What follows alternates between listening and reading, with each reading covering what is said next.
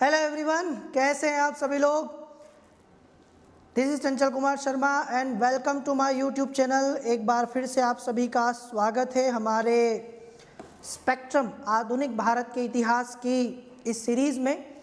पिछली बार जब हमारा लास्ट सेशन हुआ था तब हमने बात की थी भारत में जो महिलाओं की स्थिति को सुधारने के लिए प्रयास किए गए, जो महिलाओं की स्थिति को सुधारने के लिए अलग अलग आंदोलन हुए, अलग अलग महिला संगठन बने, जिन जिन लोगों ने, जिन व्यक्तित्व ने इसमें अपना योगदान दिया, वो हम लोगों ने देखा था। आज के सेशन में हम बात करेंगे भारत में कुछ प्रमुख सामाजिक सुधार, धार्मिक सुधार संगठनों के बारे में, जिन्होंने इस देश में सामाजिक धार्मिक रूप से काफ़ी ज़्यादा योगदान दिया। देश की जो है रूढ़िवादी परंपराओं को, हमारे समाज की दकियानुसी मान्यताओं को समाप्त करने में और इस समाज को प्रगतिशील बनाने में महत्वपूर्ण जिन्होंने अपना योगदान दिया है।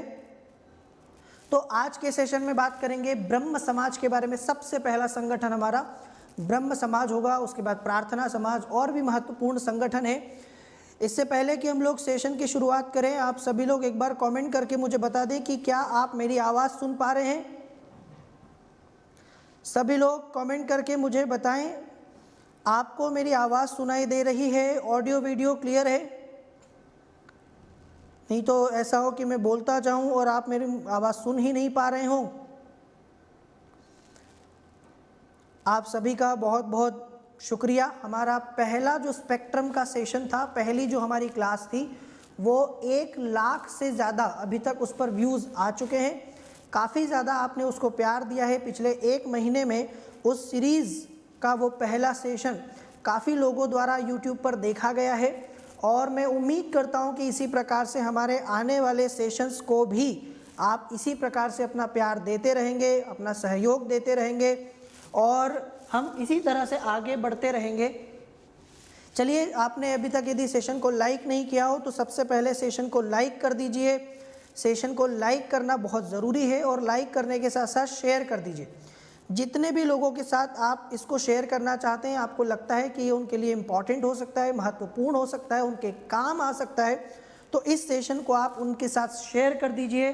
तो लाइक शेयर करने के साथ ही आप इस चैनल को सब्सक्राइब कर लीजिए। UPSC with Chanchal Kumar sir, ये जो चैनल है हमारा यूट्यूब चैनल, ये आपके बड़ा काम आ सकता है। आप किसी भी एग्ज़ाम की तैयारी कर रहे हो, निःशुल्क आपको यहाँ से काफ़ी सारा गाइडेंस अभी मिल रहा है। तो इस चैनल को सब्सक्राइब ज़रूर कीजिए। और ये हमारा टेलीग्राम चैनल है। यदि आपको पीडीएफ चाहिए, मुझे मालूम है काफ़ी सारे बच्चे परेशान हो रहे हैं पिछले कुछ सेशंस की पीडीएफ के लिए, तो कुछ व्यस्तताओं के कारण वो नहीं हो पाए, लेकिन अभी सारी पीडीएफ आपको एक साथ मिल जाएगी। टेलीग्राम चैनल पर जाइए, चंचल कुमार सर ऑफिशियल, ये हमारा टेलीग्राम चैनल है जहाँ पर आपको सारी पीडीएफ मिल जाएगी। तो हम लोग बात करेंगे भारत में 19वीं शताब्दी में जो प्रमुख सामाजिक सुधार संगठन बने, धार्मिक सुधार संगठन बने, उसमें सबसे पहला नाम आप सभी को पता है, ब्रह्म समाज का आता है। ब्रह्म समाज, जिसके संस्थापक राजा राम मोहन राय थे। राजा राम मोहन राय के बारे में आपने बहुत कुछ पढ़ा होगा। इन्हें भारतीय पुनर्जागरण का अग्रदूत यूं ही नहीं कहा जाता, वास्तव में इन्होंने भारत में सामाजिक सुधार की दिशा में, धार्मिक सुधार की दिशा में सदियों से सोए हुए भारतीय समाज को जगाने का प्रयत्न किया और इन्होंने अपने तर्क के आधार पर भारत में कई सारी परंपराओं को, प्रथाओं को, मान्यताओं को गलत ठहराया, अतार्किक, अमानवीय ठहराया। खास करके सती प्रथा के बारे में आप सबको पता है। लेकिन राजा राम मोहन राय इससे कहीं आगे भी थे। राजा राम मोहन राय को भारतीय पत्रकारिता का अग्रदूत भी माना जाता है, क्योंकि ये कई सारी भाषाओं के जानकार थे। इन्होंने कई सारी भाषाओं में पत्र पत्रिकाएं निकाली। मिरातुल अखबार के बारे में कभी आपने सुना हो, जो कि फारसी भाषा में निकाला था राजा राम मोहन राय साहब ने। ठीक है, संवाद कौमुदी, बहुत सारे अलग अलग प्रकार के ग्रंथ आपको मिलेंगे। तो ये पत्रकारिता के अग्रदूत भी माने जाते हैं। तो राजा राम मोहन राय और ब्रह्म समाज के बारे में बात करते हैं। सबसे पहले यहाँ से बहुत क्वेश्चन आते हैं, लगभग सभी एग्जाम में आप देखेंगे कि आपको यहाँ से ब्रह्म समाज से जुड़े हुए क्वेश्चंस मिल जाएंगे। तो ब्रह्म समाज की स्थापना, ठीक है, अगस्त 1828 की बात है। राजा राम मोहन राय ने ब्रह्म सभा का गठन किया। आप सब पढ़ते होंगे ना, ब्रह्म समाज की स्थापना 1828 में हुई। तो 1828 में जो इसकी स्थापना हुई थी वो ब्रह्म सभा के नाम से हुई थी। आगे जाके इसी ब्रह्म सभा को ब्रह्म समाज के नाम से जाना जाने लगा और आज भी हम इसे ब्रह्म समाज के नाम से जानते हैं। तो ब्रह्म समाज आगे जाके वो बन गया। अब ब्रह्म समाज के में जो मेन जो मान्यता थी या जो इनका विचार था वो क्या था? दरअसल ब्रह्म समाज के जो सबसे बड़ी योगदान या विचारधारा है वो एकेश्वरवाद पर विश्वास करते थे। एकेश्वरवाद का क्या मतलब है? एकेश्वरवाद का मतलब होता है एक ही ईश्वर में मानने वाली विचारधारा। दुनिया में आपने देखा होगा अलग अलग प्रकार के भांति भांति प्रकार के धर्म हैं। हर धर्म के अपने देवता हैं, ईश्वर हैं। कोई गॉड कहता है, उन्हें अल्लाह कहता है, कोई उन्हें भगवान कहता है, अलग अलग प्रकार के नाम हैं। तो इस विचारधारा के अनुसार दुनिया में जितने भी अलग अलग धर्मों के जातियों के सबके भगवान हैं वो सारे एक ही हैं और इसी को एकेश्वरवादी या एकेश्वरवाद कहा जाता है। समझ में आया? एक ईश्वर को मानने वाली विचारधारा। तो ईश्वर एक है और सभी सद्गुणों का केंद्र और भंडार है। इसी के साथ इन्होंने ये भी माना कि परमात्मा निर्गुण और निराकार भी है। मतलब ये जो हम उनको मूर्तियों में पूजते हैं, अलग अलग प्रतिमाएं बना बने अलग अलग आकृतियों में हम उन्हें पूजते हैं, ये गलत है। ब्रह्म समाज के अनुसार, राजा राम मोहन राय के अनुसार, ईश्वर जो है वो निराकार है। मतलब उसका कोई आकार नहीं है, आप उसे किसी एक आकार में नहीं समेट सकते, है ना। इसी के साथ उन्होंने ये भी माना कि ईश्वर को मूर्ति बना के पूजना गलत है। इसके साथ वो ये भी मानते थे कि वो निर्गुण है। मतलब किसी प्रकार से उनमें आप गुणों को नहीं मान सकते कि ये पर्टिकुलर गुण उनमें होंगे। जैसे हमारे कई लोग मानते हैं ना कि ईश्वर को ये चीज़ देंगे तो वो खुश हो जाएंगे, संतुष्ट हो जाएंगे, नहीं देंगे तो गुस्सा हो जाएंगे, नाराज़ हो जाएंगे, क्रोधित हो जाएंगे। ऐसा कुछ नहीं है। वो निर्गुण है, वो निराकार है, वो न तो कभी जन्म लेता और न कभी मरता है। वह सर्वव्यापी है, सर्वशक्तिमान है, सृष्टि का पालन करता है और अमर है। अब यही बात है ना कि ईश्वर के बारे में बहुत ज़्यादा हम लोग नहीं जानते, इसीलिए अलग अलग प्रकार के लोगों ने, अलग अलग धर्मों ने उनके अलग अलग प्रकार के पूरे ये कॉन्सेप्ट को बनाया है। किसी ने उनको आकार में माना है, किसी ने उसको किसी गुणों से युक्त माना है, किसी ने उनको अविनाशी माना है, अमर माना है, किसी ने सृष्टिकर्ता माना है। इसीलिए मूर्ति पूजा जो है वो ज़रूरी नहीं है, वो अनावश्यक है। और ब्रह्म समाज के भवन में इसीलिए किसी भी मूर्ति, चित्र, पेंटिंग इत्यादि की पूजा करने की अनुमति नहीं थी। मतलब जहाँ भी ब्रह्म समाज की बैठक होती थी, जहाँ ये लोग इकट्ठा होते थे, इस समाज के जैसे अलग अलग धर्मों के लोग अलग अलग जगह पर इकट्ठा होते हैं ना। हिंदू धर्म के लोग मंदिरों में, मुस्लिम धर्म के लोग मस्जिद में, क्रिश्चियन चर्च में, गुरुद्वारे में, सिख, अलग अलग धर्मों के अलग अलग स्थान हैं धार्मिक। तो जहाँ ब्रह्म समाज के लोग इकट्ठा होते थे, ये समाज के लोग किसी भी तरह की मूर्ति वगैरह में पूजा नहीं करते थे। वहाँ ना तो कोई मूर्ति होती थी, ना कोई चित्र कि जिस पेंटिंग, कुछ भी नहीं होता था जिसकी ये पूजा करते थे। ये सिर्फ वहाँ जाके ईश्वर का ध्यान करते थे। चूँकि इन्होंने निर्गुण और निराकार माना है उसको, तो इसीलिए इन्हें किसी चित्र या मूर्ति की ज़रूरत नहीं पड़ती थी, है ना। तो ये इस प्रकार की पूजा करने की अनुमति नहीं देते थे और वहाँ पे ऐसा कुछ मिलेगा भी नहीं। इसके साथ धार्मिक पुस्तकों के अध्ययन या पूजा में भी विश्वास नहीं रखते थे राजा राम मोहन राय। तो जितनी भी धार्मिक ग्रंथ हैं अलग अलग धर्मों के, उसमें उनका विश्वास नहीं था।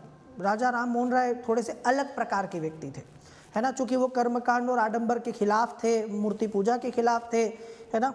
ये जो इनका कॉन्सेप्ट था वो सीधा सा था कि ना तो किसी धार्मिक पुस्तक को पढ़ने की ज़रूरत है, ना किसी पूजा को करने की ज़रूरत है, क्योंकि वो ये मानते थे कि कोई भी धार्मिक पुस्तक हो, किसी भी धर्म की, लिखा तो इंसान ने ही है ना। पॉलिटी की क्लास हो जाएगी आपकी शुरू, पॉलिटी की क्लास भी कल आपका पॉलिटी वाला सेशन हो जाएगा। मेरी बात समझने की कोशिश करिए। आप लोग इसको कई तरह से, कई बार बच्चे रटने लगते हैं। बस सीधा सा कॉन्सेप्ट समझिए। राजा राम मोहन राय के नज़र से हम लोग देखने की कोशिश करते हैं। राजा राम मोहन राय चूँकि भगवान को आकार में नहीं मान रहे हैं, निराकार मान रहे हैं, इसके साथ निर्गुण मान रहे हैं, तो उनका मानना था कि कोई भी पुस्तक, कोई पूजा करने की ज़रूरत नहीं है, ठीक है। इसके साथ कोई किताब पढ़ने की ज़रूरत नहीं धार्मिक, और ना ही कोई धार्मिक पुस्तक जो है आपको सही राय देगी, क्योंकि उनका ये मानना था कि सारी धार्मिक पुस्तकों में कुछ न कुछ त्रुटियां हैं, लिखी तो किसी इंसान नहीं है, और इसीलिए हर धर्म की धार्मिक पुस्तकों में कोई न कोई त्रुटि, कमी, गलती हो सकती है। तो इसीलिए पुस्तक मत पढ़िए। हिंदू धर्म का शुद्धिकरण और एकेश्वरवाद या निर्गुण परमात्मा में विश्वास, ये ब्रह्म समाज का प्रमुख उद्देश्य था, सबसे बड़ा मकसद था। अगर आपसे कोई पूछे कि आखिर ब्रह्म समाज की स्थापना क्यों हुई, ब्रह्म समाज का उद्देश्य क्या था, सबसे बड़ा उद्देश्य ये था। पहली बात तो कई लोगों को ये गलतफहमी होती है कि राजा राम मोहन राय नास्तिक थे। राजा राम मोहन राय नास्तिक होते तो वो ईश्वर को मानते ही नहीं, मेरी बात समझ रहे हैं। राजा राम मोहन राय ईश्वर को मानते थे, लेकिन वो ईश्वर को निर्गुण और निराकार के रूप में मानते थे। इसी के साथ कई लोगों को एक और गलतफहमी है जो उस समय भी हुई थी कि राजा राम मोहन राय ईसाई धर्म का प्रचार कर रहे हैं, या ईसाई धर्म में लोगों को धर्मांतरित करने की कोशिश कर रहे हैं, या हिंदू धर्म को ईसाई धर्म में परिवर्तित कर चाहते हैं, या वो कई लोगों का मानना था कि राजा राम मोहन राय साहब अपना खुद का कोई नया धर्म चलाना चाहते हैं। हमारे आपने देखा होगा कई बार जब कुछ लोग बात करते हैं सुधार की, तो लोग उनको शक की दृष्टि से, शंका की दृष्टि से देखते हैं।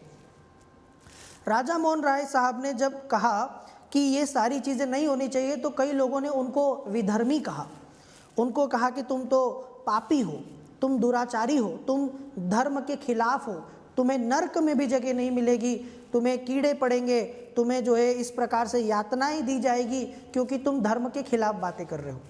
तो पहली बात तो ये क्लियर करिए कि राजा राम मोहन राय किसी धर्म को, नए धर्म को नहीं चलाना चाहते थे। वो ईसाई धर्म में भी विश्वास नहीं रखते थे। उनका बस जो बड़ा मकसद था वो था हिंदू धर्म का शुद्धिकरण, कि हिंदू धर्म में जो कमियां हैं उनको दूर किया जाए। प्राचीन काल से जो हिंदू धर्म चला रहा है, जो मान्यताएं नहीं है, जो सही है वो होना चाहिए। जैसे वेदों की बात करें, वेदों में कोई मूर्ति पूजा नहीं है, तो फिर आप इसको हिंदू धर्म में कैसे मान सकते हो? तो उनका मकसद सुधार का था, शुद्धिकरण का। जैसे अगर कोई व्यक्ति गंदा है, मैला है, तो हम उसको नहलाते हैं और नहला के उसकी गंदगी को, उसके मैल को दूर करने की कोशिश करते हैं। इसका ये मतलब थोड़ी है कि हम उसे मारने का प्रयास कर रहे हैं, कि हम उसकी हत्या करने की कोशिश कर रहे हैं। तो उनका जो मकसद था वो था हिंदू धर्म का शुद्धिकरण करना, एकेश्वरवाद का प्रचार करना। जो मैंने आपसे कहा कि हम आमतौर पर कहते हैं ना कि हिंदू, मुस्लिम, सिख, ईसाई आपस में है भाई भाई, क्योंकि हम सब एक ही परमेश्वर पिता, जिसे परम पिता परमेश्वर कहते हैं, उसकी संतान है। तो इनका मानना था एकेश्वरवाद, कि सारे के सारे धर्म के लोग एक हैं और निर्गुण परमात्मा में विश्वास करिए। यही इस ब्रह्म समाज का सबसे बड़ा उद्देश्य था। और इनके ये जो तर्क थे, अब ये जो कुछ भी कहते थे, ये हवा में बातें नहीं कर रहे हैं। अभी मैंने आपसे कहा कि राजा राम मोहन राय साहब जो भी कहते थे वो सब हवा में बातें नहीं करते थे, उनके पीछे उनके पास लॉजिक थे, और वो सारे लॉजिक जो है ना, वेद और उपनिषदों की शिक्षाओं पर आधारित थे। उनका मानना था कि जो सबसे बढ़िया ग्रंथ हैं हिंदू धर्म में, जिनको हमें मानना चाहिए, हालांकि कोई भी पुस्तक त्रुटि रहित तो नहीं है, पर फिर भी कोई पुस्तक यदि हम लोग पढ़ सकते हैं अच्छी है, तो वो है वेद और उपनिषद। वेद और उपनिषदों की शिक्षा को इन्होंने आधार बनाया और इस आधार पर ये साबित करने का प्रयास किया कि समाज में जो कुछ भी चल रहा है वो गलत है। कई बार आपको पता है कि हम सभी लोग धर्म के नाम पर वो कर रहे होते हैं जो धर्म में लिखा ही नहीं है। आपने देखा होगा कई लोग आतंकवादी बन जाते हैं, धर्म के नाम पर मानवता की हत्या करने लग जाते हैं, बड़े पैमाने पर विध्वंस करने लग जाते हैं, बेगुनाहों को, निर्दोषों को, मासूमों को मारने लग जाते हैं धर्म के नाम पर। लेकिन ये तो धर्म नहीं है। यही एक बड़ा एग्जाम्पल है कि कभी कभी मनुष्य धर्म के नाम पर अधर्म करने लगता है और वो बात उसको पता भी नहीं होती है। राजा राम मोहन राय ने यही किया। उन्होंने ये साबित करने का प्रयास किया कि हम धर्म के नाम पर जो कर रहे हैं वो धर्म है ही नहीं, वो तो धर्म में लिखा ही नहीं है। और इसी बात को लेकर राजा राम मोहन राय ने ब्रह्म समाज की स्थापना की। बात समझ में आया? आप किसी भी धर्म के हो सकते हैं, लेकिन आप जो कर रहे हैं धर्म के नाम पर, ज़रूरी नहीं कि आपके धर्म में वो कहा हो या वो लिखा हो। और यही चीज़ उन्होंने कही कि वेद और उपनिषद, आपने देखा होगा कि हिंदू धर्म में 4 वेद माने गए हैं। सबसे पवित्र जो ग्रंथ हैं, सबसे प्राचीन ग्रंथ हैं हमारे धार्मिक, वो है वेद। 4 वेद हैं। सबसे प्राचीन वेद है ऋग्वेद, उसके बाद 3 वेद और आपको मिलेंगे। ऋग्वेद के बाद यजुर्वेद, सामवेद, अथर्ववेद आपको मिलेगा। इसी के साथ उपनिषद भी हैं। 108 उपनिषद भारत में माने गए हैं। आपने देखा होगा ना, 108 बहुत संख्या है। कुछ उपनिषद के नाम सुने भी होंगे आपने, मुंडक उपनिषद, छांदोग्य उपनिषद, सुने हैं कि नहीं सुने? तैत्तरीय सुने हैं आप लोगों ने? ईशावास्य उपनिषद। इस प्रकार के उपनिषद जो हैं वो अच्छी शिक्षा देने वाले धार्मिक ग्रंथ हैं हमारे। ब्रह्म समाज ने सर्वधर्म समभाव पर बल दिया। अब जब मैं आपसे कह रहा हूं कि एकेश्वरवाद की ये बात कर रहे हैं, तो एकेश्वरवाद का मतलब तो यह है कि जो तुम्हारा ईश्वर है वो हमारा भी है। तो सारे धर्म एक हुए ना, सारे धर्म में समभाव। आपस में लड़ाई क्यों है? किस बात की लड़ाई? जैसे आपने देखा होगा कि जब 2 लोग भाई होते हैं तो आपस में उनमें भाईचारा होता है, एक प्रेम होता है। तो हम ये माने कि हम सभी लोग जो है आपस में एक ही परमपिता ईश्वर की संतान हैं, तो लड़ाई किस बात की? सारे धर्मों में एकता होनी चाहिए, समता होनी चाहिए कि भाई तुम किसी भी धर्म के हो तो मनुष्य। इसी के साथ उन्होंने सभी धर्मों में कहा है कि सभी धर्मों में सत्य नहीं थे और व्यक्ति को अपने धर्म के साथ सभी धर्म का आदर करना चाहिए। ये बहुत काम की बात है। आप लोग पेपर 4 पढ़ते हैं ना, पेपर 4 में आपको सहिष्णुता मिलेगा, एथिक्स में। इसी को सहिष्णुता कहा गया है। सहिष्णुता का मतलब होता है कि व्यक्ति अपने विचारों के साथ साथ दूसरे विचारों को भी सम्मान दे। अक्सर जो लड़ाई का कारण होता है ना, अक्सर जो लड़ाई का कारण होता है ये मानने की वजह से होता है कि जो अच्छा है वो सारा हमारे धर्म में है, हमारे समुदाय में है, जो दूसरों में है वो सब बुरा है। तो अपने धर्म के साथ साथ दूसरों के धार्मिक विचारों को भी सम्मान दीजिए। यही चीज़ सहिष्णुता का पाठ उन्होंने पढ़ाया कि अपने धर्म में जो है वो सही है, क्योंकि उनका ये मानना था कि दुनिया के सारे धर्मों में सत्य निहित है। जरा मेरी बात ध्यान से सुनिएगा। हम कहते हैं कि सब्जियों में विटामिन होता है ना, हरी सब्जियां हम लोग खाते हैं आमतौर पर विटामिन के लिए। तो अब आपके घर में जो हरी सब्जी है वही हरी सब्जी दूसरे के घर में भी है, तो आपकी सब्जी में भी विटामिन है, उसकी सब्जी में भी विटामिन है। क्योंकि हरी सब्जियों में विटामिन होता है तो सारी हरी सब्जियों में होगा। अब ऐसा तो ही नहीं कि मेरे घर में जो सब्जी है उसमें विटामिन है और पड़ोसी के घर में जो सब्जी है उसमें विटामिन नहीं है। यही उनका मानना था कि सारे धर्मों में सत्य है, आपका धर्म जो भी हो, लेकिन दूसरे धर्म में भी वही बात है और वही सत्य है।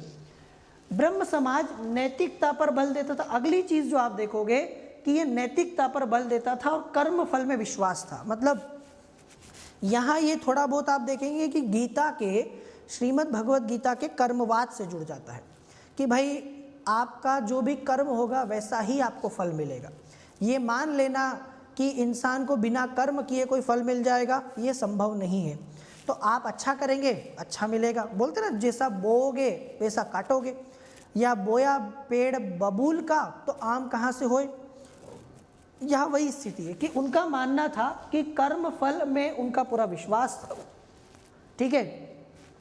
ब्रह्म समाज के समस्त कार्यों में अहिंसा का प्रमुख स्थान था।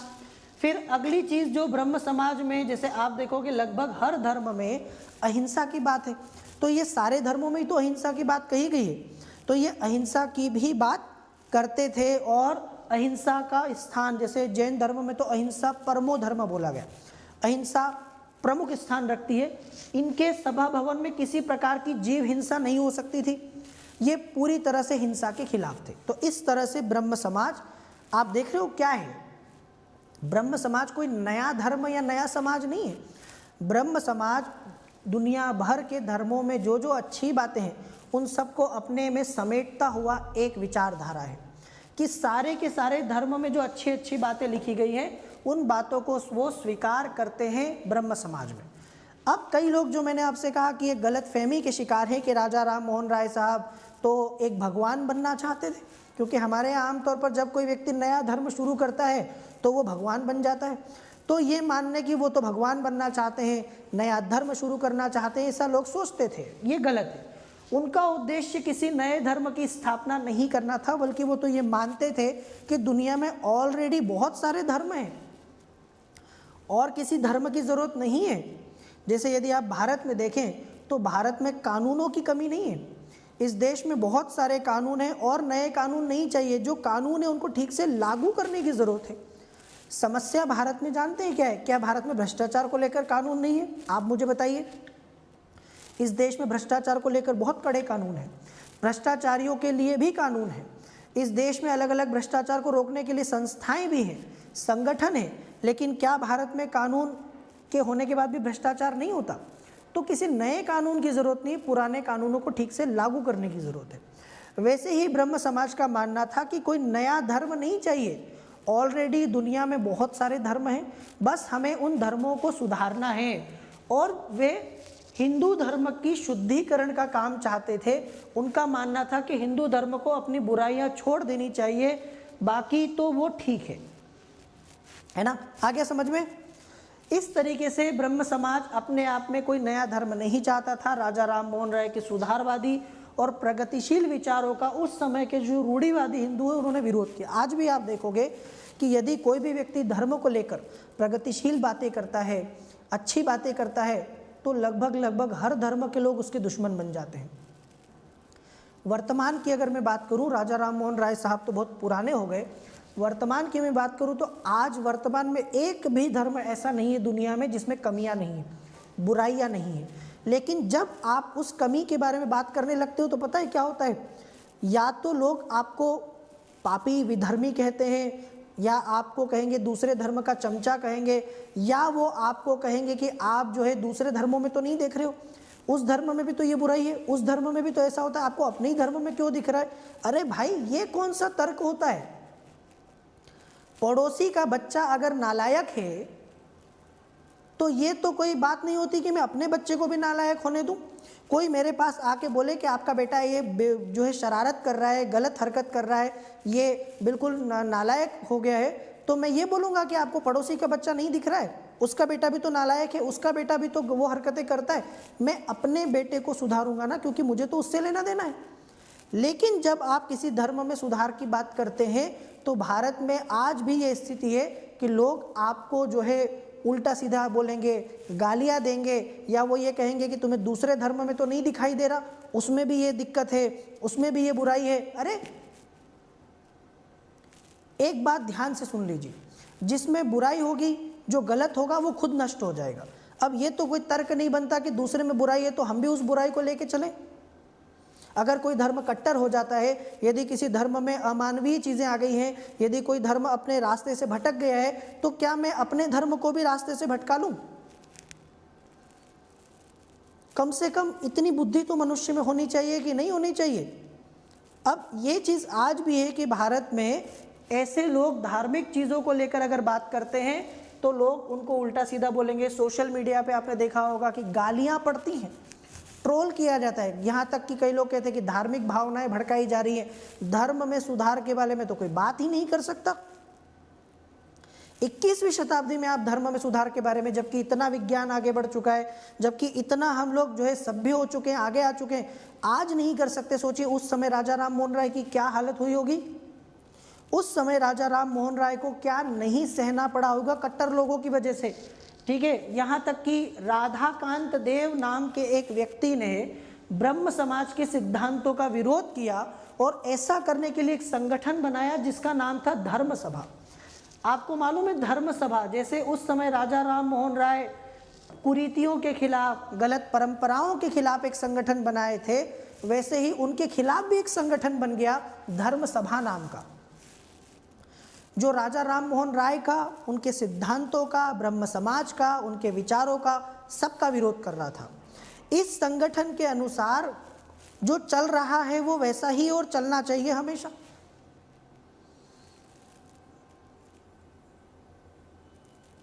आ रहा है समझ में कि नहीं आ रहा है? कि उस समय जैसे उन्होंने सती प्रथा का विरोध किया, आपको भी पता है कि सती प्रथा सही नहीं, सती होना किसी भी दृष्टिकोण से सही नहीं माना जा सकता, ये अमानवीय है, ये अत्याचार है। लेकिन राजा राम मोहन राय ने जब सती प्रथा को बैन करने के लिए आंदोलन किया, विचारधारा को आगे बढ़ाया, तो धर्म सभा जैसे संगठन ने उसका विरोध किया कि नहीं, सती प्रथा को बैन नहीं कर सकते। सती प्रथा हमारा धार्मिक अंग है, हमारे धार्मिक परंपरा का हिस्सा है, हमारी प्रथा है, हमारे बुजुर्गों से चली आ रही है। 1833 में ब्रिस्टल में राजा राम मोहन राय का निधन हो गया। आपको पता है कि राजा राम मोहन राय का निधन होने के बाद थोड़ा सा ब्रह्म समाज को जो है क्या हो गया, ब्रह्म समाज को गहरा आघात लगा थोड़े समय के लिए ब्रह्म समाज, लेकिन फिर भी ब्रह्म समाज बाद में फिर उठ खड़ा हुआ, वो हम देखेंगे कैसे। तो मोटा मोटी ब्रह्म समाज जो था उसका योगदान कैसा होगा। जैसे मान लीजिए कभी आपसे एग्जाम में मेंस में ऐसा क्वेश्चन पूछ लिया जाए ब्रह्म समाज के योगदान को लेकर, क्या लिखेंगे हम लोग। तो ब्रह्म समाज का योगदान देखो कैसे समझोगे। पहला, इन्होंने बहुदेववाद और मूर्ति पूजा का विरोध किया, मतलब एकेश्वरवाद में विश्वास रखते थे, तो बहुत सारे देवी देवता भगवान इन सब में विश्वास नहीं रखते थे। तो एक तो बहुदेववाद का इन्होंने विरोध करके एकेश्वरवाद की बात की, पहला योगदान। इससे क्या हुआ, इससे सभी धर्मों में समता का भाव आता है। मूर्ति पूजा का विरोध किया, मतलब इससे आडंबर और कर्मकांड जो है वो समाप्त होगा, ये उनका मानना था। ये वही कि निर्गुण और निराकार ईश्वर में विश्वास रखते थे। फिर बहुपत्नी प्रथा, उस काल में महिलाओं को लेकर जो समस्याएं थी ब्रह्म समाज ने उसके खिलाफ भी बात की। जैसे उस समय बहुत सारे लोग बहुत सारी शादियां कर लिया करते थे। मैंने पहले भी आपको बताया है कि एक पुरुष की कई पत्नियां होती थी, तो बहुपत्नी प्रथा के खिलाफ आवाज उठाई। सती प्रथा का विरोध किया, बल्कि सती प्रथा को तो 1829 में उन्होंने बैन करवा दिया। फिर विधवा विवाह का समर्थन किया। उस समय विधवाओं का मामला भी मैं बता चुका हूँ आपको। महिलाओं को, विधवाओं को शादी करने के लिए उन्होंने समर्थन दिया, बाल विवाह का विरोध किया, नैतिकता पर बल दिया, कर्मफल में विश्वास उनका था, सर्वधर्म संभाव की वो बातें करते थे और निर्गुण ब्रह्म की उपासना। ये कुछ महत्वपूर्ण योगदान है जो आप देख सकते हैं ब्रह्म समाज का हमारे समाज को, किसकी वजह से हम लोग इतना जो है थोड़ा सुधर पाए हैं। धार्मिक पुस्तक, पुरुष और वस्तुओं की सर्वोच्चता में अविश्वास, ना तो किसी धार्मिक पुस्तक को ज़्यादा महत्वपूर्ण मानते थे और ऐसा तो किसी भी पुस्तक को नहीं मानते थे कि जिसमें कोई कमी नहीं है। इनका मानना था कि हर एक पुस्तक के ऊपर क्वेश्चन उठाए जा सकते हैं। फिर किसी धार्मिक पुरुष या वस्तुओं की सर्वोच्चता में विश्वास नहीं रखते थे।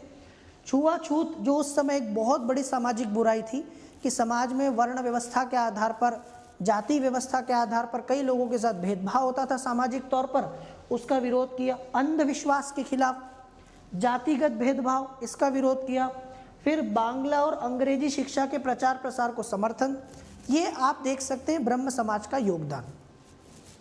एक बात मैं आपसे कहूँ, आज भले ही हमारे समाज में कई बुराइयां हैं, आज भी इस देश में जातिवाद है, आज भी इस देश में कई लोग छुआछूत जैसी चीज़ें भी हम जानते हैं कि आज भी छोड़ नहीं पाए हैं, आज भी इसका व्यवहार करते हैं। महिलाओं की स्थिति अभी भी बहुत जगह खराब है, लेकिन फिर भी जो कुछ भी आप देखते हो ना अपने आसपास, काफ़ी ज़्यादा चीज़ें सुधरी हुई हैं कि आप किसी भी जाति के हो तो भी आप लोगों को पूरे अधिकार दिए जाते हैं, आप महिला हो तो भी आपको सारे अधिकार दिए जा रहे हैं। समाज में बाल विवाह को लोग बढ़ावा नहीं देना चाहते, ये बहुत कम हो गया है, खत्म तो नहीं हुआ है पर कम हो गया है। तो ये सब के पीछे पता है ऐसे लोगों का योगदान है। यदि उस समय ये लोग ये सब नहीं करते, योगदान मतलब समझ रहे हैं आप, उस समय यदि ये लोग ये दुनिया भर की पीड़ा को सह के, परेशानी और कष्ट को सह के, लोगों की गालियां सुन के भी इन्होंने ये काम किए हैं, तो इसी वजह से आज हम लोग इस समाज में जी रहे हैं। वरना ये समाज आज भी वैसा ही होता कि जहाँ पर कोई दूसरे जाति में विवाह करने की सोच भी ले तो लोग उसको मार देते थे। ये योगदान है कि आज का समाज कम से कम वैसा नहीं है, ये इनकी वजह से हुआ। अब राजा राम मोहन राय के बारे में तो मैंने आपको बताया कि उन्होंने ब्रह्म समाज की स्थापना की, लेकिन 1833 में उनका निधन हो गया। अब आप सोचिए कि ब्रह्म समाज के सर्वे सर्वा सबसे बड़े व्यक्ति वही थे। उनके जाने के बाद एक प्रकार से एक शून्य जो है उभरा, ब्रह्म समाज में एक वैक्यूम क्रिएट हुआ। कुछ समय तक ब्रह्म समाज को नुकसान तो हुआ, एक क्षति हुई, लेकिन उसको पूरा कर लिया गया। राजा राम मोहन राय के बाद ब्रह्म समाज की कमान गई देवेंद्र नाथ टैगोर के हाथ में। जिन्हें कई लोग महर्षि देवेंद्रनाथ टैगोर भी कहते हैं। ये कौन है, इन्हें इनके बारे में मुझे लगता है ज़्यादा बताने की ज़रूरत नहीं है आपको। ये रविंद्रनाथ टैगोर के पिताजी हैं, सत्येंद्रनाथ टैगोर के पिताजी हैं। आपको पता होगा द्वारिकानाथ टैगोर के पुत्र हैं और रविंद्रनाथ टैगोर के पिता हैं। देवेंद्रनाथ टैगोर बहुत बड़े समाज सुधारक थे, दार्शनिक थे, उपदेशक थे, बहुत कुछ इनके साथ जुड़ा हुआ। और सबसे बड़ी बात कि एक संपन्न परिवार से थे, पैसों की कोई कमी नहीं थी इनके घर में, फिर भी इनका जीवन जो है वो काफ़ी ज़्यादा समाज सुधार को समर्पित रहा है। और ये तो पूरा परिवार ही, आप देखिए सत्येंद्रनाथ टैगोर के बारे में आप जानते ही हैं, ICS की परीक्षा में सफल होने वाले पहले भारतीय वो माने जाते हैं। रविंद्रनाथ टैगोर को आप जानते ही हैं कि बहुत बड़ा नाम है, पहले भारतीय जिन्हें नोबेल पुरस्कार मिला। हमारा राष्ट्रगान लिखने का श्रेय उनको जाता है। इसके अलावा भी उन्होंने बहुत सारी किताबें लिखी हैं। वो पेंटर भी थे, वो कवि भी थे, वो लेखक भी थे, वो एक शिक्षक भी थे ना। बहुत प्रकार से आप रविंद्रनाथ टैगोर को तो जानते ही हैं। तो उनके पिता हैं देवेंद्रनाथ टैगोर साहब। तो राजा राम मोहन राय की मृत्यु के बाद रविंद्रनाथ टैगोर के पिता महर्षि देवेंद्रनाथ टैगोर ने इसकी बागडोर संभाली। और इनके समय में ब्रह्म समाज फिर से धीरे धीरे खड़ा होने लगा। 1842 में ब्रह्म समाज में वो सम्मिलित हुए। इनके व्यक्तित्व में तत्कालीन भारतीय परिस्थिति और पाश्चात्य विचारों का सुंदर समन्वय था। मतलब ये बैलेंस्ड व्यक्ति थे। इनमें जो पुरानी मान्यताएं थी उनके खिलाफ थे ये, लेकिन जो अच्छी चीज़ें थी भारतीय संस्कृति में उसके साथ थे।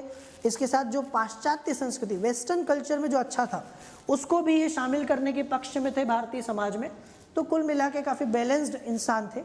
इन्होंने ब्रह्म समाज को नई चेतना और नया स्वरूप प्रदान किया। अब आपको ये बात बता दूं कि ब्रह्म समाज के पहले भी वो काफ़ी काम कर चुके थे। ऐसे रातों रात वो ब्रह्म समाज के आचार्य नहीं बन गए, प्रमुख नहीं बने, मुखिया नहीं बने। इसके पहले उन्होंने ज्ञानवर्धिनी और तत्वबोधिनी, ये 2 सभाओं की स्थापना की थी। आपने सुना होगा तत्वबोधिनी सभा का नाम। तत्वबोधिनी सभा की स्थापना वो कर चुके थे। इसके साथ साथ ज्ञानवर्धिनी सभा की स्थापना वो 2 संगठनों से जुड़े थे। इनका उद्देश्य भारत की प्राचीन सभ्यता और राजा राम मोहन राय के विचारों का प्रसार करना था। दरअसल ये ब्रह्म समाज की ही उपशाखा की तरह आप देख सकते हैं, जिन्होंने ब्रह्म समाज के काम को, राजा राम मोहन राय के काम को, उनके विचारों को आगे बढ़ाया लोगों तक। कैसे राजा राम मोहन राय इतने फेमस हुए, इन्होंने भी अपना योगदान दिया। तत्वबोधिनी सभा का गठन 1839 में किया गया था। बंगाली भाषा में एक पत्रिका तत्वबोधिनी पत्रिका का जो प्रकाशन करती थी। तो तत्वबोधिनी सभा की स्थापना इन्होंने की। वो एक पत्रिका भी निकालती थी तत्वबोधिनी पत्रिका के नाम से बंगाली भाषा में, और वही था कि राजा राम मोहन राय समाज सुधार के प्रगतिशील विचारों को आगे बढ़ाना। इन दोनों सभाओं को ब्रह्म समाज में बाद में जोड़ दिया गया। ठीक है, मतलब जब देवेंद्रनाथ टैगोर साहब ब्रह्म समाज में आए, प्रमुख बने उसके, तो उन्होंने क्या किया, उन्होंने ये दोनों को मिला दिया, है ना। तत्वबोधिनी सभा ब्रह्म समाज में ही शामिल हो गई, मिला दी गई। एक नई ऊर्जा और एक नई शक्ति जो है इससे ब्रह्म समाज को मिलती है। धीरे धीरे ब्रह्म समाज की सदस्य संख्या बढ़ने लगी। कई सारे उस समय के बड़े बड़े नाम जो आप पढ़ते हैं ना, जैसे ईश्वर चंद्र विद्यासागर साहब, इन्हें आप जानते ही हैं। विधवा पुनर्विवाह के लिए इनका योगदान सब जानते हैं। अश्विनी कुमार दत्त, जिन्हें A.K. दत्त के नाम से जाना जाता है, ऐसे बड़े बड़े लोग इस समाज से जुड़े। देवेंद्रनाथ टैगोर ने हिंदू धर्म को सुधारने पर ध्यान केंद्रित किया और ब्रह्म समाज को ईसाई और वेदांतिक कर्मकांड से बचाने का प्रयास किया। दरअसल आप उस परिस्थिति को समझने की कोशिश करिए कि भारत में अंग्रेज चाहते हैं कि ज़्यादा से ज़्यादा लोग अंग्रेज बने। अंग्रेज बने से मतलब कि क्रिश्चियन बने और वो भारत में आधुनिक बने और वो उनका माल खरीदे। अब एक समय जब अंग्रेज पूरी कोशिश कर रहे हैं भारत में ईसाई धर्म के प्रचार करने की, और उनको मौका भी मिल गया है। मौका क्या, भारत में हिंदू धर्म में काफ़ी कमियां थी, हिंदू धर्म में काफ़ी बुराइयां थी। तो सबसे बड़ा डर यही था कि कहीं ऐसा ना हो कि इसका सहारा लेके भारत के सारी आबादी को क्रिश्चियन बना दिया जाए, क्योंकि हिंदू धर्म में वास्तव में कमियां थी, बुराइयां थी। देवेंद्रनाथ टैगोर जैसे लोगों का योगदान ऐसे देखा जा सकता है कि इन्होंने भारत में हिंदू धर्म की एक प्रकार से रक्षा की है। आप सोच सकते हैं कि कैसी विडंबना है जो लोग धर्म की रक्षा कर रहे हैं उन्हीं लोगों को विधर्मी कहा जा रहा है, गालियां दी जा रही है, उन्हीं को नास्तिक कहा जा रहा है, उन्हीं को पापी का कहा जा रहा है। वो पापी नहीं है, वो आपके धर्म को प्रोटेक्ट कर रहे हैं। अगर ऐसे लोग नहीं होंगे तो पूरे के पूरे धर्मों को जो है ईसाई धर्म खा जाएगा। इन्होंने हिंदू धर्म की क्या की, उस समय रक्षा की। इन्होंने हिंदू धर्म को सुधारा और उस हिंदू धर्म को सुधारने से क्या हुआ, भारत में ईसाइयत का उतना ज़्यादा प्रचार प्रसार नहीं हो पाया। बहुत सारे लोग ईसाई बन सकते थे, वो नहीं बने। इस प्रकार से एक प्रकार से ये भारत में रक्षक थे धर्म के। इनके नेतृत्व में ब्रह्म समाज ने विधवा विवाह का समर्थन किया। चूंकि ईश्वरचंद विद्यासागर जैसे लोग भी इसमें जुड़े और उन्होंने भी धीरे धीरे अपना योगदान दिया, तो यहाँ आप देखोगे कि ब्रह्म समाज विधवा विवाह का समर्थन करने लगता है, स्त्री शिक्षा को बढ़ावा देने लगता है, बहुपत्नी प्रथा का उन्मूलन करने की बात करता है और आडंबरपूर्ण धार्मिक कर्मकांड को समाप्त करने के ऊपर बल देने लगता है। तो ये धीरे धीरे ब्रह्म समाज इनके नेतृत्व में आगे बढ़ने लगा।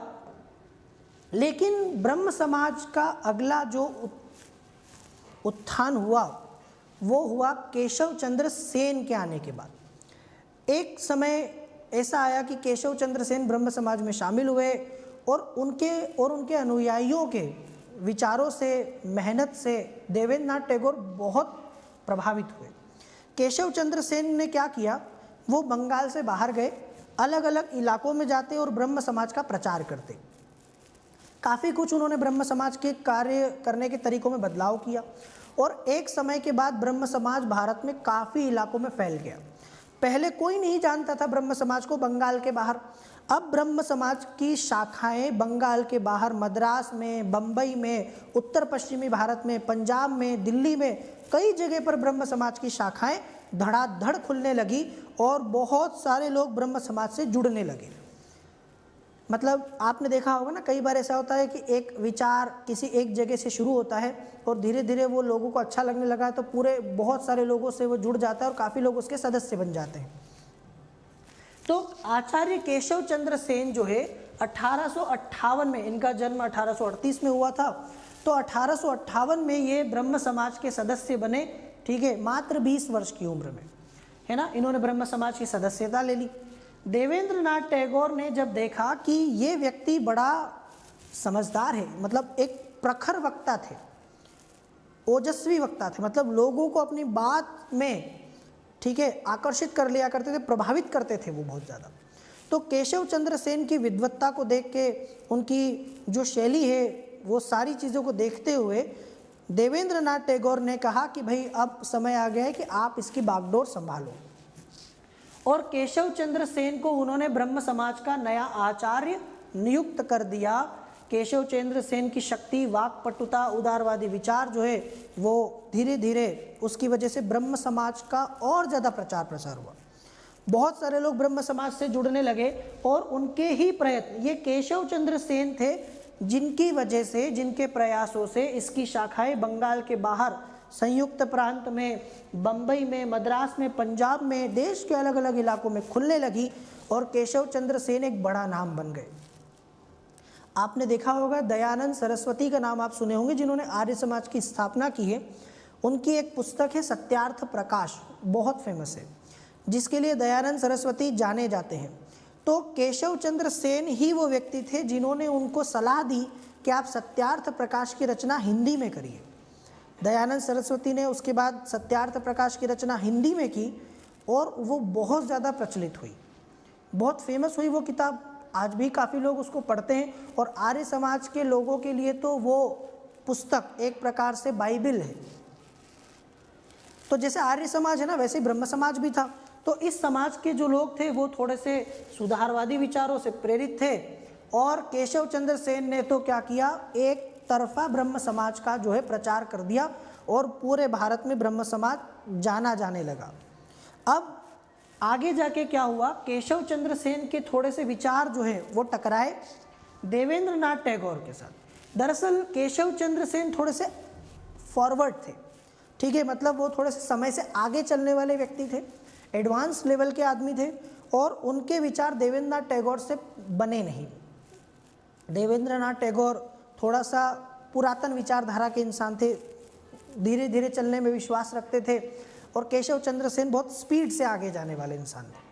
तो यहाँ ब्रह्म समाज की कार्यशैली को लेकर केशव चंद्र सेन और देवेंद्र नाथ टैगोर के बीच में हो गए मतभेद, आपस में मतभेद हो गए। और मतभेद होने की वजह से, क्योंकि केशव चंद्र सेन समाज के अंतर्राष्ट्रीयकरण, समाज में सभी धर्मों की शिक्षा, अंतर्राष्ट्रीय विवाह को प्रोत्साहन देने, जैसे मतलब मैंने कहा ना कि ये थोड़े से आधुनिक ज़्यादा थे, इनके विचार प्रगतिशील थे।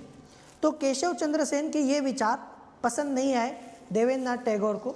और एक चीज़ और मैं आपको बता दूं कि केशव चंद्र सेन के साथ समस्या ये भी थी कि केशव चंद्र सेन ईसाई धर्म से बहुत प्रभावित थे।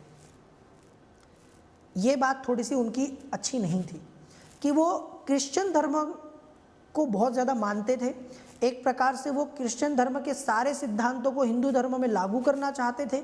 और कहीं ना कहीं यहीं पर बात बिगड़ी है कि उनके ईसाई धर्म को लेकर जो उनका एक, हम कहते हैं ना कि पूर्वाग्रह, या ईसाई धर्म को लेकर जो उनका आकर्षण था वो सही नहीं था।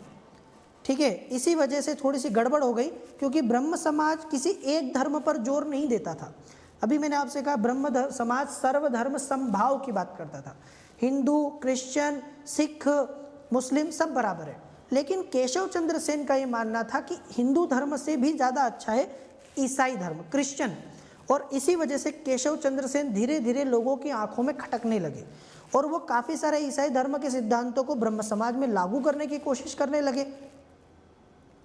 यहीं पर बात थोड़ी सी बिगड़ गई और उनको आचार्य के पद से हटा दिया गया केशव चंद्र सेन को। ठीक है, 1865 में केशव चंद्र सेन को देवेंद्र नाथ टैगोर साहब ने आचार्य की पदवी से बर्खास्त कर दिया। अब जब उन्होंने उनको बर्खास्त कर दिया तो उन्होंने कहा कि ठीक है, मतलब कई लोग होते हैं ना उस मोड में होते हैं, जहाँ जाएगा रोशनी लुटाएगा, किसी चिराग का अपना मकान नहीं होता, कि आपने मुझसे ब्रह्म समाज की आचार्य की पदवी छीन ली, मैं अपना खुद का ब्रह्म समाज बनाऊंगा, है ना। एक समय महात्मा गांधी कांग्रेस से इतना गुस्सा हो गए कि उन्हें लगा कि कांग्रेस के लोग उनकी बात नहीं सुनते हैं।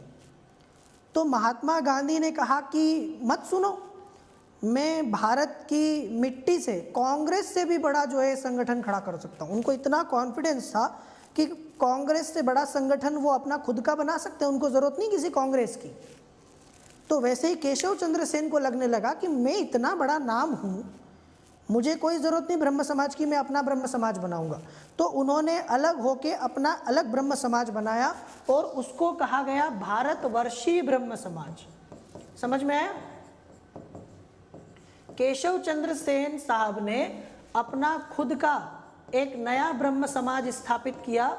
कुछ लोग जो केशव चंद्र सेन, अब ऐसा तो होगा ही कि संगठन में कुछ इनके साथ होंगे, कुछ उनके साथ होंगे। जो लोग केशव चंद्र सेन की बात मानते थे या उन्हें सही मानते थे वो उनके साथ चले गए। तो इनका संगठन हो गया भारतवर्षीय ब्रह्म समाज। अब देवेंद्र नाथ टैगोर साहब का जो ब्रह्म समाज था वो पुराना था, ओरिजिनल था, तो उसका नाम पड़ गया आदि ब्रह्म समाज। ठीक है, तो यहाँ पर ब्रह्म समाज के दो टुकड़े हो गए और ब्रह्म समाज हो गया आदि ब्रह्म समाज, जिसके प्रमुख देवेंद्र नाथ टैगोर थे, और केशव चंद्र सेन साहब का ब्रह्म समाज हो गया भारतवर्षीय ब्रह्म समाज। Is that clear? आ गया समझ में? यहाँ आके ब्रह्म समाज में फूट पड़ गई। अब ब्रह्म समाज के टुकड़े हो गए, केशव चंद्र सेन अपना राग अलाप रहे, देवेंद्र नाथ टैगोर साहब अपना। हालांकि आदि ब्रह्म समाज खत्म ही हो गया, देवेंद्र नाथ टैगोर साहब की भी मृत्यु हो गई जल्दी, और वैसे भी उसमें कुछ बचा ही नहीं था।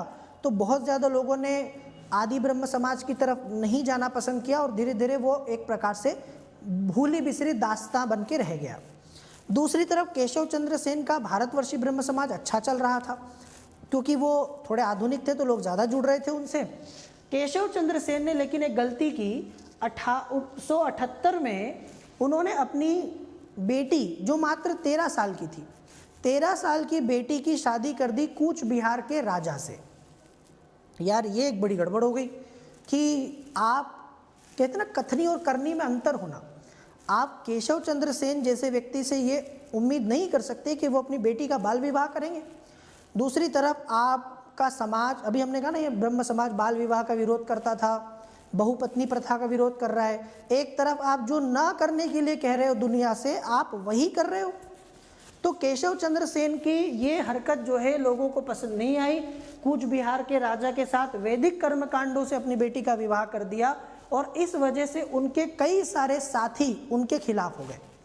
यहाँ केशव चंद्र सेन साहब जो है वो थोड़े कमज़ोर पड़ गए और ब्रह्म समाज जो था उनका, भारतवर्षीय ब्रह्म समाज, वो भी जो है कमज़ोर हुआ।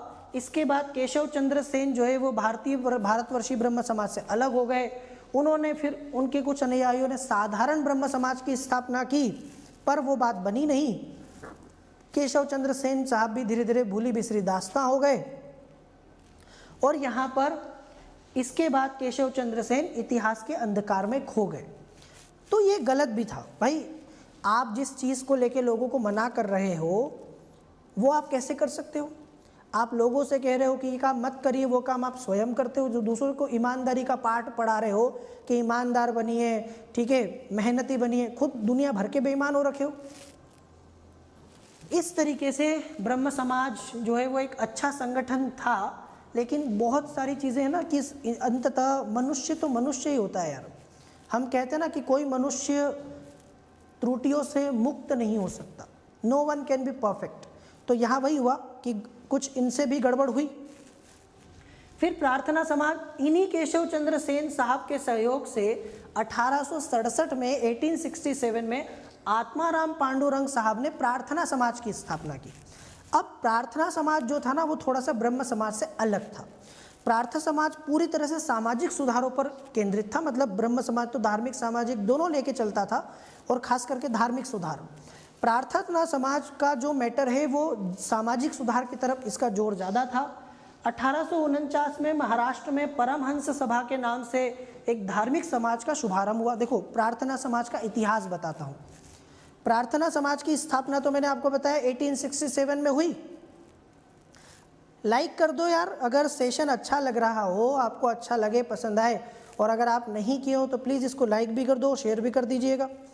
तो 1849 की बात है, महाराष्ट्र में परमहंस सभा के नाम से एक धार्मिक समाज बना।